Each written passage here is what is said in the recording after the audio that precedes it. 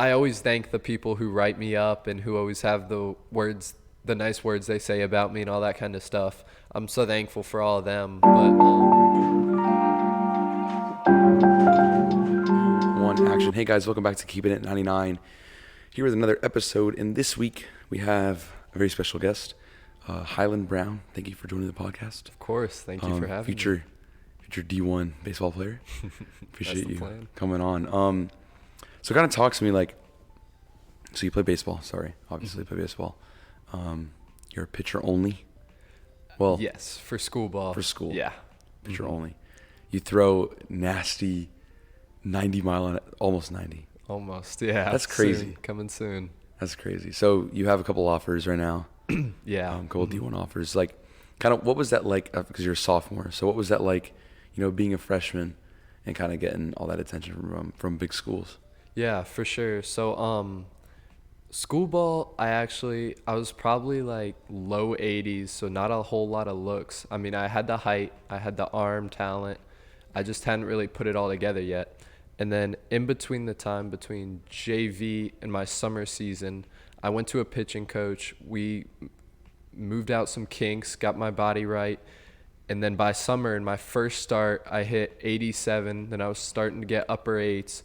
And then I was there the whole summer, and I started to get noticed by these college write-ups, and they were giving me the college attention. Got a bunch of college follows on Twitter. Had a couple of colleges come out and watch me. And then really the in-state coaches, they were really there every time I was pitching. And by end of summer, KSU and UGA offered me, and it was amazing. I mean, it was crazy because I never would have told you 2 years ago I'd be in this spot. Yeah. So it's been a blessing for sure. Well, first off, congratulations. Thank you. That's a big thing. Something I've noticed about like baseball is that they recruit really early. Oh, compared for to other sure. sports. Absolutely. Like there's like eighth graders getting offers and stuff. So what is that like? Being super young and just seeing the people around you, just like getting that like massive looks. It's almost like your future is set. Like when you're 12, 13. Like what is that kind of like? Well, personally, I hate it because I know kids who are juniors and seniors who absolutely should have gotten looks. They just weren't as great when they were younger, like some of these kids who are 200 pounds when they're 14, can throw 90. Like, it's just not as fair because some kids are late bloomers, and it's just with the way God made them. And I think recruiting should be more evenly distributed among ages, but it's just something that the way it's happened lately, so it is what it is. But luckily I got the gene where I was big since I've been young. So yeah. So kind of like, what is that like for you? You being kind of like the guy that like a lot of people would look up to, be like, yo, that kid's got an offer. What is that kind of like for you? Well, I love it because I think it makes me play better and be a better human, knowing people are watching me, watching my actions, watching my attitude. So I think that keeps me in check a lot of times. And I'm very humble about it, so I don't want to go out and tell everybody about my offers. I want to keep that to me and within my family and share it with them. And I'm very happy with what I've accomplished. I'm very proud, but I'm also going to stay humble about it. I mean, yeah, I think that's that's one of the most important things is like always like making sure you doesn't get into your head. Because a lot of people, they'll get like these big looks, big offers, like not even just when it comes to sports, but in general. They'll get these massive opportunities, or get crazy amount of money for doing something, and they let it get to their head, and that's kind of where they fail, because they don't realize that like there are ups and downs, right? There are like every single day is not going to be to I just got an offer, you know what I'm saying? But there's going to be bad days, there's going to be good days. So it's like you always got to make sure to like to other people around you, like you're still a human, right? You're not just like a D1 Absolutely. Baseball player. So I appreciate that as a fellow human being.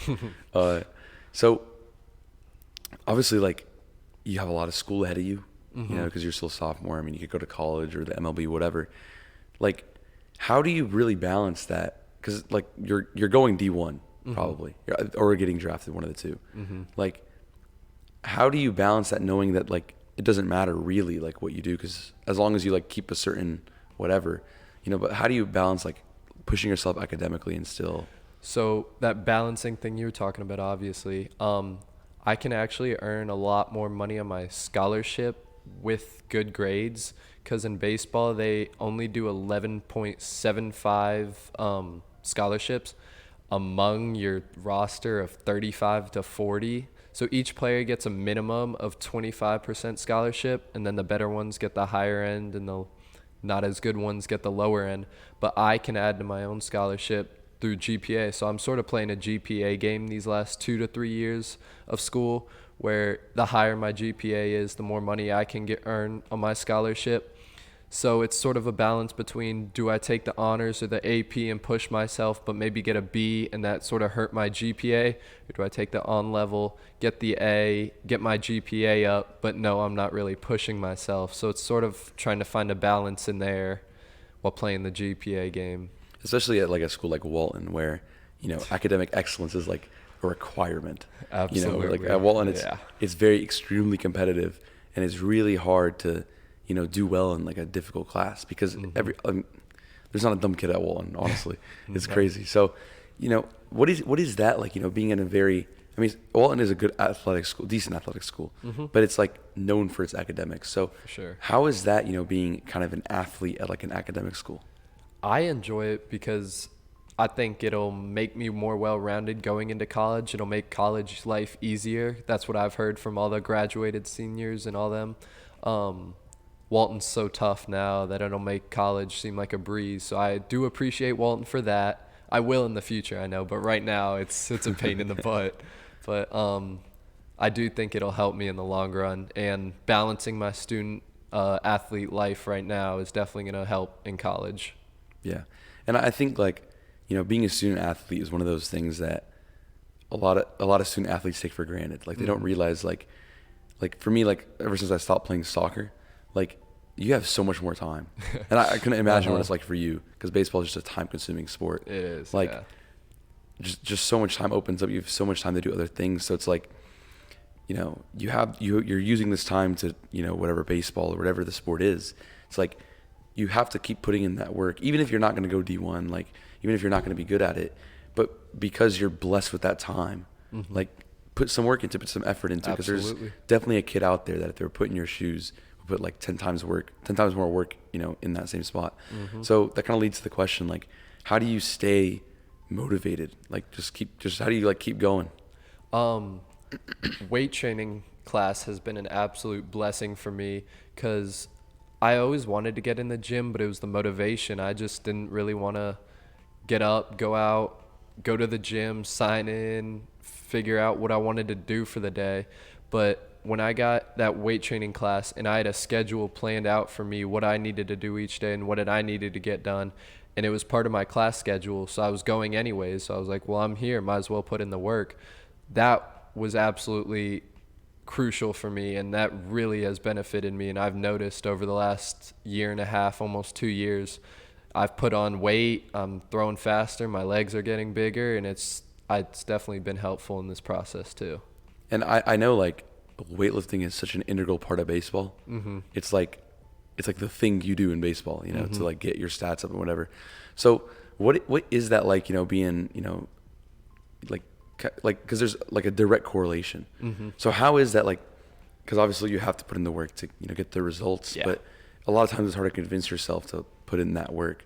So like how do you kind of look at those results you want and be like, I need to do this, like how do you kind of not really motivate yourself, but I guess like start that motion, like get that catalyst going, like how do you do that? Well, I love baseball so much. I think about it all the time. So I study other players and what they do in the weight room to increase velocity. Like, I'm not big on my upper body, especially during season, because I just don't want to mess up my normal arm path, anything with my arm or my chest or my back. I do a lot of bands for my upper body, but no heavy lifting. I just don't want to throw myself off up there because I'm already kind of uncoordinated being 6'4". So, but I definitely go hard on legs in the weight room. So I just study how other players, big leaguers, college guys, they go after their legs. And I take bits and pieces from each guy and sort of make my own plan and sort of go from there and see how it goes. That's a great answer. Yeah. You get like interview training, No, or you I just don't. naturally good at this? I I I thought about it on the way You here, thought about sort it the of. way here. Yeah. Okay, okay. Yeah. Yeah, because it's like, obviously, having a podcast, like you get guests of all types. You get guests that talk a lot, guests that are like good at what they say. And I noticed like that you're one of like you're one of three student athletes I've had, like D1 student athletes I've had, or going to be D1. And for some reason, all you guys just know how to talk, I appreciate like that. straight answers. Thank you. Like, just like answer the question. That's good. I like it. So again, like obviously, like you work a lot, really hard in baseball, work really hard in school. You know, where do you find that time for like your social life, if you do find time for it? Sometimes I don't find time. Like often on the weekends, I just want to sleep and stay home, watch TV with my family or hang out with my brother. Like Friday night, I could have gone out and hung out with some friends. Instead, I stayed in and watched Outer Banks. Like sometimes I just need the break and socializing time with my family. So I do take advantage of that on the weekends, but when I am in the mood, I do go out and hang out with friends whenever I can, but that time is very finite, very limited. So when it comes to that, like kind of like alone time, if you will, like I think a lot of people in general, like not just athletes, people in general, kind of are always moving, are always doing stuff, and it's like Yeah. they never slow down and stop to think about, like what they just never stop and think in general. Yeah. So do you like practice any sort of, I don't know, like meditation or just quiet time? Like, do you do any of that, or are you just kind of always I can't moving? say I really do, but I definitely like my alone time, and sometimes I'll watch film too of myself pitching, look at mechanics. Sometimes that just something calm and easy where I'm not moving my body, just giving my body a rest and making my mind work and getting sharper in that aspect. I like to replay some of my starts where go pitch by pitch and just think of where I could have placed it better or something maybe in my mechanics that didn't feel right. But I definitely enjoy that time sitting down by myself and thinking through things. Yeah, I mean, baseball is a very methodical sport. It's a very like Absolutely. step by Oh, step yeah. process. Yeah, like during quarantine, I went down like a rabbit hole of like Trevor Bauer, videos. Love Trevor Bauer. Yeah, I mean, I'm always fascinated by baseball, like statistics and whatever, because I'm a nerd like that. But baseball is like it's like just a mine of statistics, like the sabermetrics, whatever. What is your thoughts on kind of like just the statistics? Like, do you really pay attention to it, or do you kind of like not really care about it? I do pay attention to parts of it because I think there's parts that could help me. Like obviously my walks through 9 or through 7, however you want to do it, because high school is 7 innings. So that number I try to keep as low as possible because I'm not trying to give out free passes to kids. I'm going to try to make kids work. I'm going to give them my best, and if they get a hit, they get a hit. But I'm not going to give them a free pass. Like ERA, I try to I don't really look at that one a lot, but obviously I want it as low as possible because if we get the win in the end, we get the win. Like it doesn't matter how many runs I give up. I'm just trying to put my team in the best place to win. Strikeouts don't really matter to me much either because if the kid puts the ball in play and gets out, I'm still doing my job. It's no different. But yeah, other than that, I don't really look at my stats a whole lot. So Interesting. I saw the other day. Y'all played like I guess like a doubleheader on a weekend. They do like the player highlights or whatever. So you were on there, 9 innings pitched. If I remember, like 1.58 ERA, 6 strikeouts. I think it was like 7. Yeah. Dang, I had that's one close. start where I didn't strike anybody out. I just got a bunch of kids to put the ball in play and get themselves out. So I did my job and I was happy with it. It doesn't look great on the score sheet, the stat sheet, but I got the win and got the team the win. So I was happy. Sounds like a post game interview. But do you look like, for example, like you look at like these big leaguers and like the advanced stats? Yeah. Do you kind of look at that stuff and do you kind of try to like think in your own game, like kind of how you can? There's like certain stats you want to achieve. Like how do you achieve? Obviously, some of them you don't track, but like certain stuff, like how you would achieve it. So this isn't really stats. There's more metrics is what everybody's looking at now, like the spin rate and all that kind of stuff. So I have started to look at that when I have the opportunity because it's on like Rapsodo, those kind of things. They're pitch tracking devices. I don't really have accessibility to them often, but when I do look at spin rate, which is how much pressure I'm putting on the ball to spin. So the higher I get it, the more I'm spinning Yeah. it, the more life it has. I look at vertical break and horizontal Yeah. break on my curveball and changeup and all that kind of stuff. Um, and then I also look at the degrees I'm throwing from, because tunneling is also a new Yeah. thing they just found in baseball. You're trying to get every pitch to look like the same pitch for as long as possible. So that's something I've been trying to work on. But all the other stuff, I mean, it'll come. But right now, I'm just sort of trying to keep it plain and simple for Yeah. myself, and I'll develop along the way. But that's sort of the starting ground. Yeah. Yeah. I mean, so I mean, I could talk about baseball statistics all day. It's kind of weird. It's like one of those weird like hobbies I have. Yeah, But I love talking about baseball. dude, it's kind of weird being an Egyptian kid likes baseball. But so when it comes to like, I'm trying to think of a segue real quick. When it comes to like, baseball and kind of thinking through all these things, because baseball's a very mental game. Absolutely. It's a massive mental Yeah. game. Especially, I need to ask you this question. What do you think about, I can't believe I didn't ask this. What do you think about the new pitch clock in the MLB? Being a pitcher. There's so many loopholes to it. Like Max Scherzer is already, he's finding things out, how to mess with hitters in his own way. I mean, it cost him a couple of runs, but it was spring training. He didn't really care. Yeah. But he figured out how to find the loopholes in it. And I think it definitely benefits the pitchers more than the hitters. Really?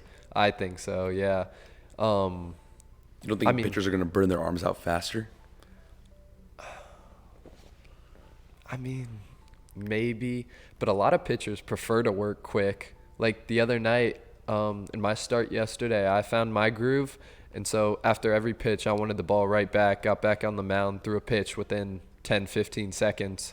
Because it was just, I was in the groove, and I was locked in at that moment, and I didn't really want to think about anything else. So it was just next pitch, next pitch. But then you do have some guys who like to think about it and go through it. But yeah, I think it definitely benefits most the pitchers, I guess I'll say, than That's the an hitters. interesting take. Yeah, I don't I know. like that though. So that goes back to like, baseball being a very mental game, very like, in your head type of thing. Do you ever do like mental exercises outside to like strengthen your mind's a really weird term, but I guess so. All right, I think it was 13U. I was ready to quit baseball. Like I couldn't deal with the failure. Like I like succeeding more than I failed. And in a sport where failing 7 out of 10 times is really well, it's doing really good, I just didn't enjoy it. And so maybe this was 14U. I don't know. But the next year I came back. Luckily, I'd worked on myself in the off season, and I was much better. My attitude still wasn't great toward it. Like I'd still pout when I was getting out, when I was throwing bad games. But luckily, as a player, I became better. And with the more success I had, the more I came to like it, and because I was failing less, and so it made it more fun for me. Which I know it's not really the best way to love a sport, but it's just sort of how it went for me. And so the better I got at baseball, the less I was failing, the more I was succeeding, and I just enjoyed that. Now I love baseball because I love the sport. I mean, I can fail all I want and I'll still go out and play. I just love the field, the kids, the crowd. I love it all.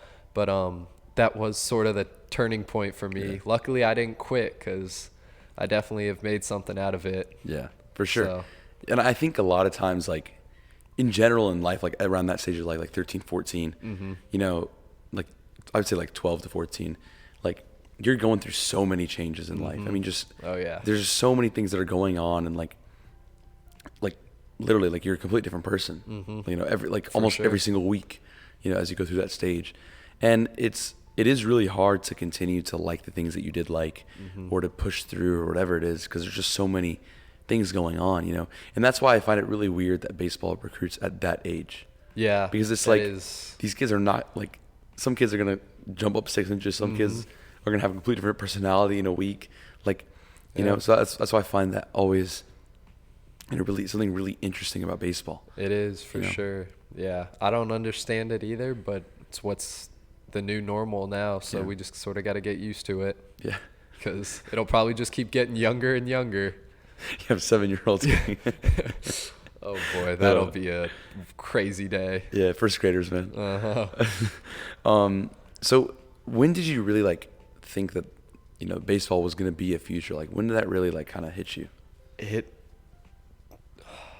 I always had people tell me like, dude, you could be a big thing one day. Like it was really my 11, 12, 13, 14-year-old summer coach. He told me he was like, "Man, I really see something in you. I think you could be a D1 guy one day."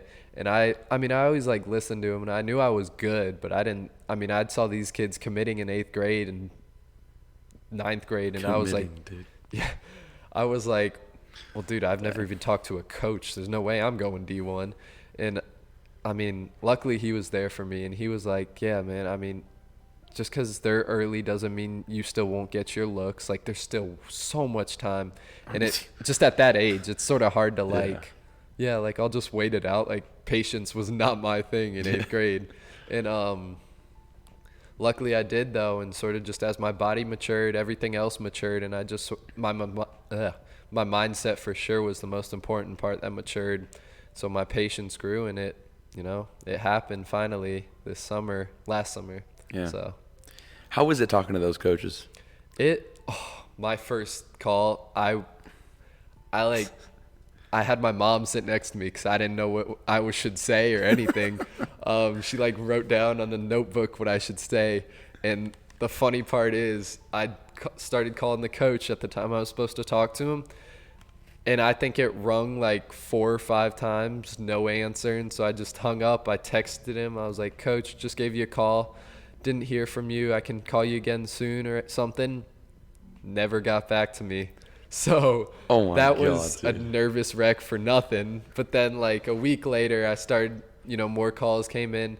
The first one is nervous, but I think actually my first one came on a way to a game. So it was really out of the blue, which was good because I didn't have enough time to think about it and make myself nervous. So I think that was actually really good.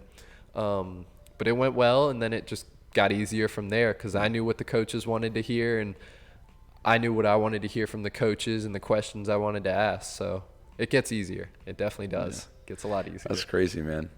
How many schools do you think you've had a call with? If you had to guess. Probably 12 to 15. Wow. Around there I've talked to. Yeah. Dang.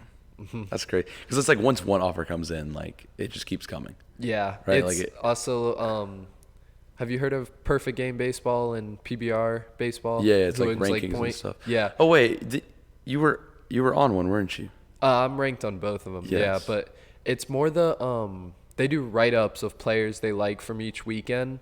And when I started to get noticed on these write-ups, because a lot of college coaches follow these websites, so they would start writing me up, and the college coaches would see the write-ups on me and use them to find me. So that was actually a really big part in my recruitment. Like I went to one showcase at PBR, got a really good write-up from one of my guys there at PBR, and from there it just took off. I mean, I probably had 5-10 follows on Twitter just that day and the day after of that showcase from the write-up. So I was really blessed for the words they said in that write-up. How do you kind of keep that to yourself and just like not like explode with excitement? How do you not just go tell everyone? I mean, I always thank the people who write me up and who always have the nice words they say about me and all that kind of stuff. I'm so thankful for all of them. But I do repost a lot of them, so the college coaches who follow me personally, just as a person, can see it, if in case they're not following the websites or something. But I mean, it's always great to see somebody writing about Hyland Brown and what he's done in his last outing and what he's doing now and how different he is from last year when they saw him. It always is a great feeling. Yeah. Nothing I bet, better. Man. I bet. Like, yeah. Because even if you think about it, like, just as a human being, like outside of like whatever sports writers, like if your teachers like send your parents an email or whatever, Mm-hmm. like just think about like your parents like, dude, like that's crazy, and you're like, that's kind of sick, Yeah. like, and that's such a small little gesture. But then you go to like something where it's like a dream of yours, Yeah. like that. Can't even imagine what that would feel like. That's crazy. It's amazing. Yeah. So what are the plans? Like, like D1 MLB, what's the plan? What's it looking like? We're definitely waiting on official visits because baseball, you can't take your officials till August 1st of your junior year, something like that. Maybe it's September. I don't know, but it's like early in the school year, your junior year. You can actually go on campus officially with colleges, and those are the ones, where you get to go to the football game, you get to experience the college life, Yeah. the kids, you can talk to the coaches face to face. Those are all, I think, something I really need to do before I can make a decision, because I don't just want to go to a school where it's just going to be baseball 24/7. Like, I want to go to a school where I can enjoy my life outside of baseball, and really live a college life. That's something really important to me too. But yeah, right now it's definitely we're going to college, but if something changes in the next couple of years and MLB is a possibility, then gonna have to figure that one out when it comes. Yeah, it's so crazy because it's like how quickly things change. For sure. In Absolutely. general, like, yeah. Like obviously this is not even a comparable example, but like even for me, like I never thought I was getting Georgia Tech. There's no way Dude, I was gonna get it. That's amazing. Like, that's thank actually you, crazy. appreciate it. But like I was thinking to myself, like, there's no way. It's a shot in the dark. And then it just like happens, and it's like, oh, like I was planning to go to like Purdue, whatever, and like move out and all that stuff. And now it's like, oh, that kind of came out of nowhere, Dude. So it's from Walton going to Georgia Tech. You're like a 1%er. That's No, actually crazy. Don't put that on me. No, that is amazing. Hyland, you are a D1 baseball player. I think that's harder. Yeah, but I'm not going to Georgia Tech on an academic. Yeah, no, that's not what I'm doing. I'd still argue it's pretty hard. But yeah, like even that was just like how quickly things change, man. Mm-hmm. The circumstances just in and out. So I can't imagine what it's like for something that big, where it's like you don't even go to college, you don't even go, because that's a risk. It really is a risk. Because huge risk. If it busts, absolutely, you're done. Yeah, you're finished. Like you're gonna be struggling. Yeah, you don't have your college degree to go and get a job. Yeah. It's baseball or nothing at that point. Yeah. So it's something you definitely gotta really talk to your family about and see if that's the right move for you. But as of now, I'm going to college. So. You ever think about it, or do you just kind of like, okay, yeah, all the time? Yeah, but it's just something that'll happen. So it's God's plan. See what's in store for me. Yeah, I'm excited. I'm excited too to see this, man. This would be crazy. But yeah, I think it all comes with like doing it one step at a time. Mm-hmm. Just every single day, just one step at a time. And because if you think about it, like thinking about the future, thinking about 10 years, 5 years, 2 years even, like there's just so much that changes. Mm-hmm. Like 1 year ago is what, over in March, beginning of March. Mm-hmm. I started this podcast end of March last year. Mm-hmm. 1 year ago, like beginning of March, if you told me I was going to have a podcast, I would thought you were crazy. Like it was so spontaneous. Like, it was the week before and then we just filmed it, whatever. But like, it's so cool how things change, And then if you told me, hey, in a year, you're still going to be doing this, I'd be like, yeah, shut up. I'm not, no way, I'm making 3 months. And congrats on the success of your podcast. Thank you. Yeah. Thank you a lot. Yeah. This is what, 53? Episode 53. Yeah, that's sweet. That's amazing. That's awesome. Depends when this comes out. But yeah. No, I appreciate it a lot, man. Yeah, of course. There's only more to come. Mm-hmm. But Absolutely. It's like, one episode at a time, one step at a time. Yeah. It's crazy. I think that's another really important part is thinking about now and not the future, focusing on what you got in the days to come, not what you got in the years to come. Yeah. Especially because like, a lot of times as humans, like we overestimate what we can do in days and weeks and underestimate what we can do in months and years. Absolutely. Yeah. You're like 2 years, no way. But like 2 years, like, and it's here, and that 2 years is here, and now you're like, oh, holy cow, I did it. Wow. I mean, it's different. Yeah. I mean, like, as a sophomore, you're already having D1 offers. Like, as a senior, what's that going to look like? You know, like you can't even imagine what it's going to look like. I couldn't tell you. All I know is that you're going to be chilling because it's like you don't have to worry about anything. No know. essays, nothing. Nothing. It's just, you know, it'd be fun and whatever. Dang, man, that's crazy. It's been an adventure, and I'm ready for the rest of it too. Yeah. So I'm excited. What'd you say is your favorite MLB player? I mean, I really like. Oh shoot! Now I'm forgetting his name. Well, apparently he's not your favorite. Well, I try to like find somebody I model my game off, not really who I love, because then at that point, if you just like them, obviously you're gonna model your game after them. Like, but I mean, everybody's gonna say DeGrom, but I don't really think I think I sort of have the body like DeGrom, but I don't throw a 101 mile an hour fastball, so you know.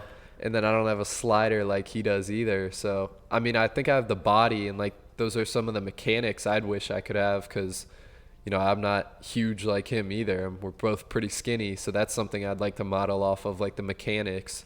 But the pitching, I mean, I sort of try to find Hyland's thing, not anybody else's. You know, That's important. Yeah. Especially in something like baseball, where the slightest things make a difference. Yeah. You know, like you gotta, you know, kind of like make your own path. And I think it's something, you know, a lot of people kind of like put off. They're like, I want to be this person, I want to be that person, I want to be that. It's like, no, like, Absolutely. just be yourself. Yeah. Be the best version of yourself that you can be. You know, it's like people ask me like, you know, like, who do you model your podcast after? No one.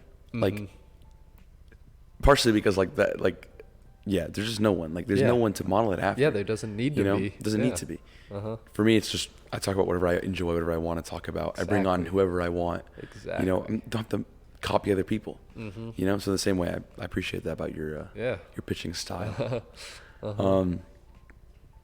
That's crazy, dude. I can't get over the fact you're 15. You're 15, right? 16. 16. Yeah. And you throw 89. Like that's kind of out there. Yeah, I mean, there's still a lot of kids ahead of me that I want to, you know, get better than, throw harder than, get more attention than, get ranked higher than. But for now, just got to focus in on myself and that 1 mile an hour increase sort of day by day. Just keep adding on, you know, because something that I've been told is you don't want the big jump in your velo, because that's injuries coming.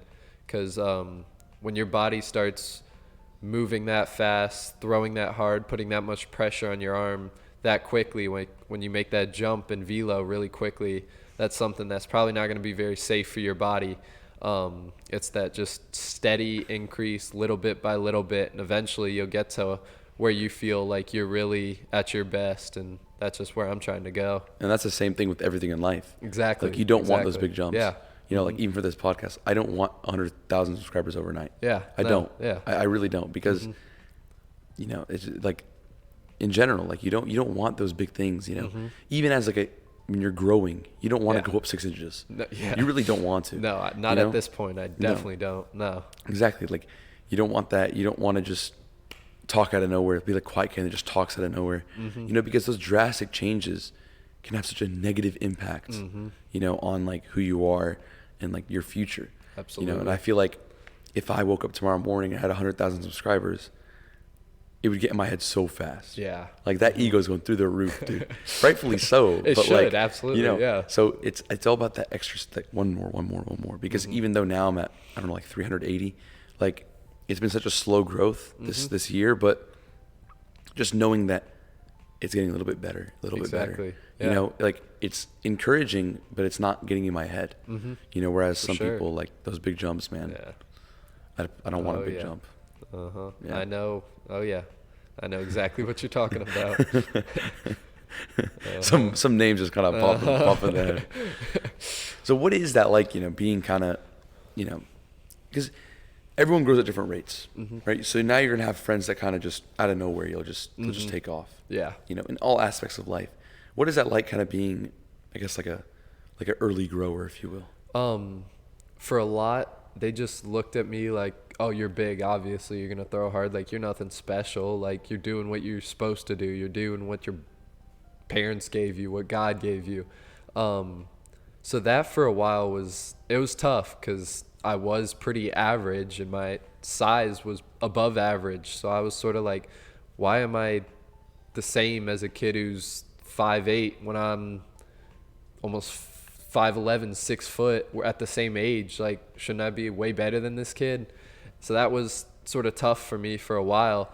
But then, growing in my body, working with my body, figuring out how my body works compared to kids who aren't as big, don't have as long of limbs. That really, I definitely did see a skyrocket in all sports. I think basketball really helped me with that too. Basketball, you got to be coordinated to play. I mean, that definitely helped. But yeah, it was just the growing thing, and I made it through, and better for it. So Yeah. Yeah, I think like a lot of times with human growth, right? I hit puberty super early, extremely early. I got a full beard. I'm like 17. Yeah.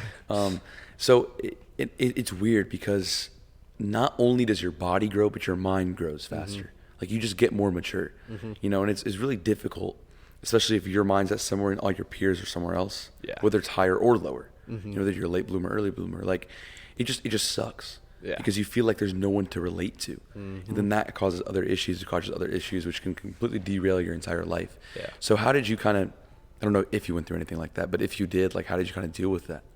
I mean, like I said, it was always like, oh, look at that kid who's 6 foot, who's way better than you. And then there's Hyland, who's 6 foot and doesn't know his left from his right foot. It definitely was sort of a letdowner. It didn't feel great, but I knew I was given this height for a reason. And I'm not going to say like I wasn't blessed with it, because I absolutely was. I'm so thankful that I got this height, and I'm going to use it and continue to build off of it. But yeah, it was hard when you got compared to the other early bloomers and you just never were as good as them. But yeah, it's, worked out. So, yeah. I think the most important thing, like you mentioned earlier, is like just being thankful. Like always thanking God for like the opportunities you have, who you are, what you get.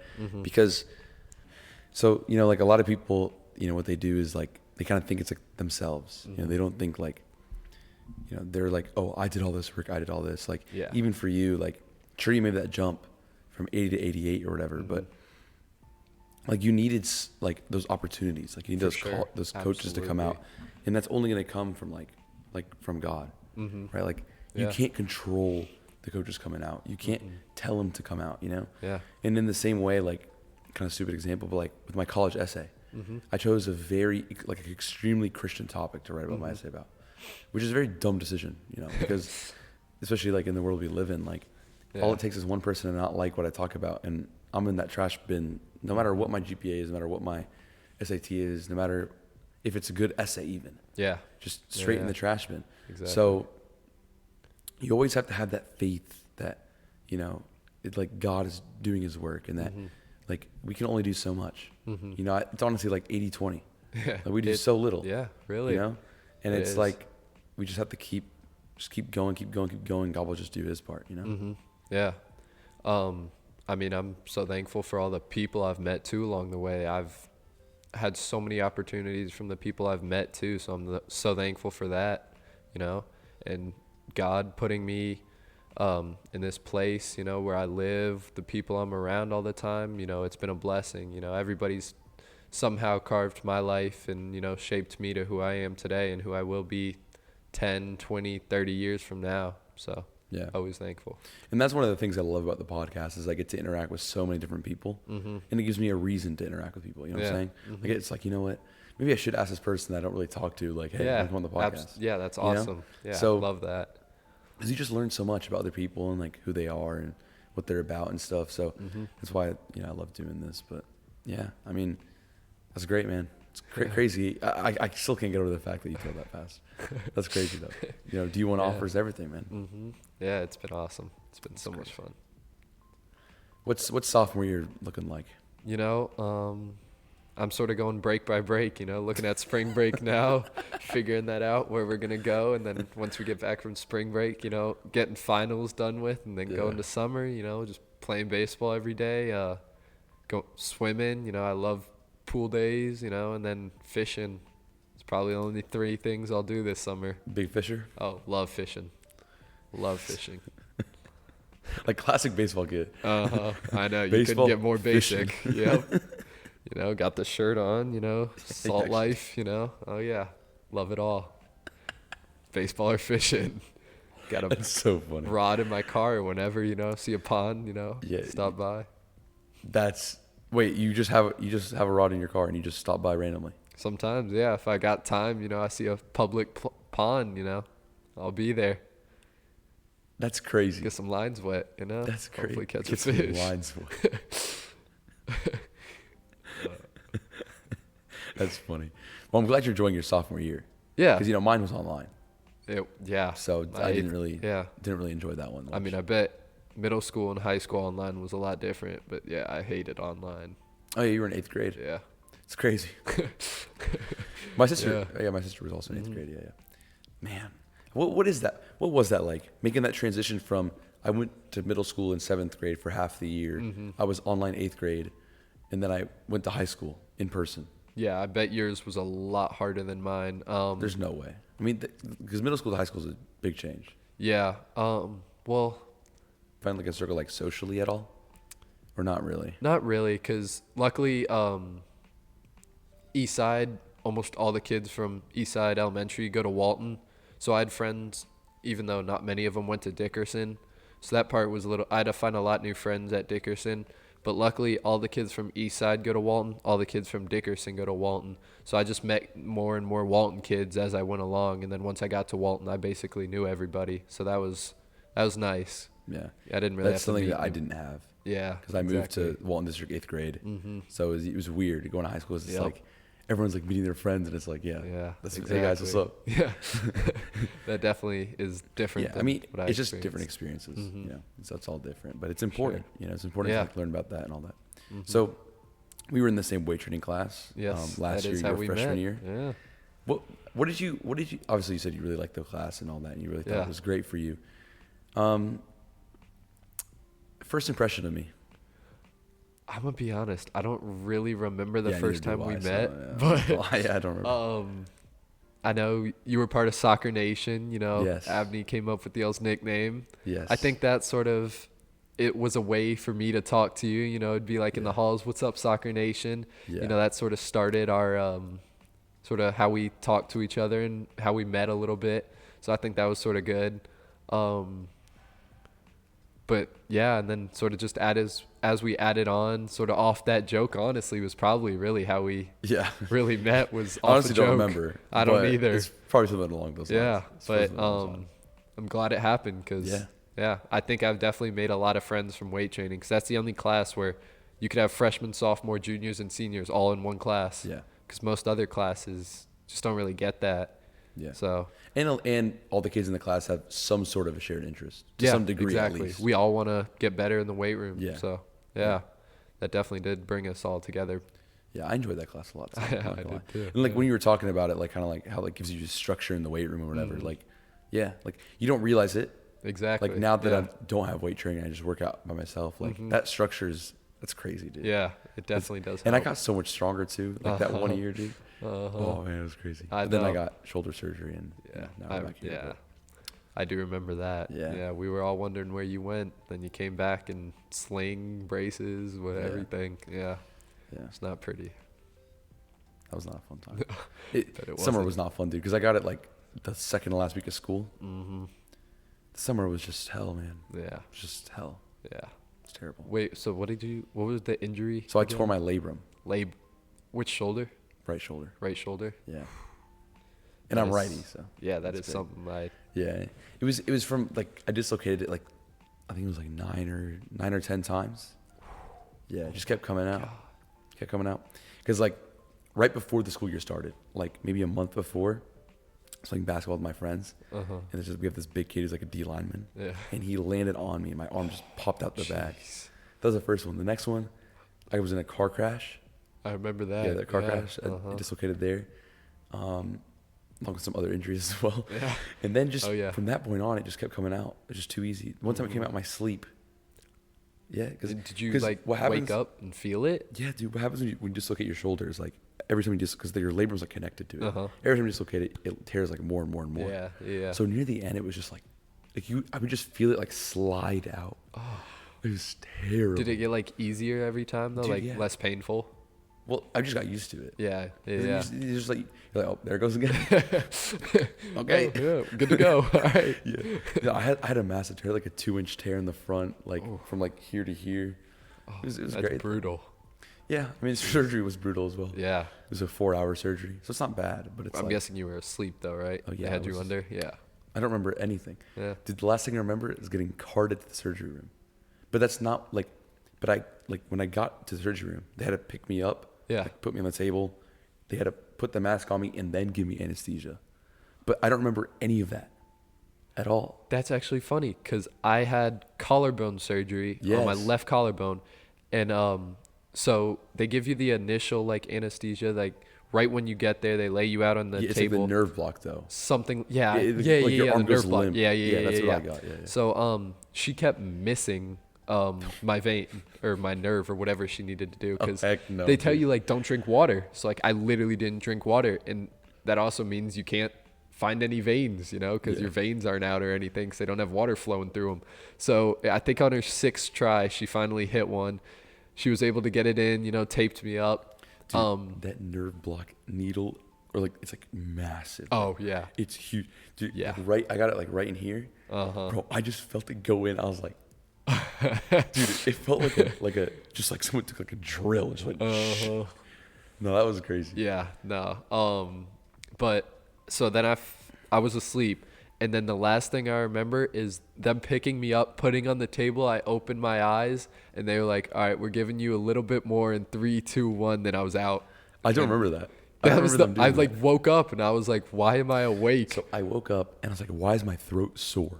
I couldn't figure out why my throat was sore, and they told me Oh, it was you the- had a tube all the way down your throat. I was like, there's no way. I didn't know they did that. They put a tube all the way into your throat, like to make sure like you're breathing. Wow. But I woke up with my throat Oh, was I guess that so makes sense. sore, dude, so sore. But I like, don't remember that part. I don't remember it at all. Huh. I don't remember it at all. Yeah. And it's crazy because like you can't remember the pain of them. Like that's gonna hurt, bro. There's no Yeah. way that's Oh gonna yeah. hurt. Like, it's Absolutely. gotta hurt. That's not gonna be comfortable. But it's good because like I don't even remember it. It's like, did it really hurt? Yeah, Like how do I know? Like what happened? like I had a tube down my throat. Okay. Like. dude, it's great. Like Yeah. I want to know what it felt at that moment. Like, I'm kind of interested. Yeah, But like yeah. I'm never gonna know. Yeah. You know what I'm saying? Dang man. But the nerve blocker they put Yeah. actually like reached up to my like face. So like this left half of my face No way. just like dead for like 2 days. Like I was drooling That's down the left side, bro. My eye was just like drooping. It was bad. That's actually I wild. couldn't stop drooling. It was all over my mom's window on the way home. It was an experience. Dude, that's crazy. Yeah. Bro, for me, like, it was so funny because like they put it in, and like over time, like over like the next like 10 minutes, it slowly goes away. Yeah. So at first I was like wiping my nose, and I got to a point where I couldn't wipe my nose, and the other hand was in the IV, so I couldn't move that either. Yeah. So I was sitting there going, like trying to like move my nose around. Yeah. Dude, because it's so funny because I got to feel it, and then like all of a sudden it just went. limp. Like I'd like move my fingers and just And then it little just by little. You stopped. just, nope. And then it lasted like 2 days. Yeah. I still don't feel normal in my left shoulder. Like there's some places where I itch and it's almost sometimes don't even feel my Really? fingers. Yeah. Still, it's weird. Oh, I still feel it. It's everywhere. It just feels different, like from my left to my right side.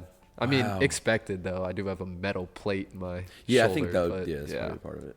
Yeah. it's probably a part. Yeah. Yeah, I have something called suture. It's like stitches. Oh yeah. Yeah. But- I know what sutures yeah. are. Yep. Dang. That was crazy. Shared experiences, Yeah. man. That's crazy, dude. Yeah. That's actually so funny. Just half your face. It's just it's like having a stroke.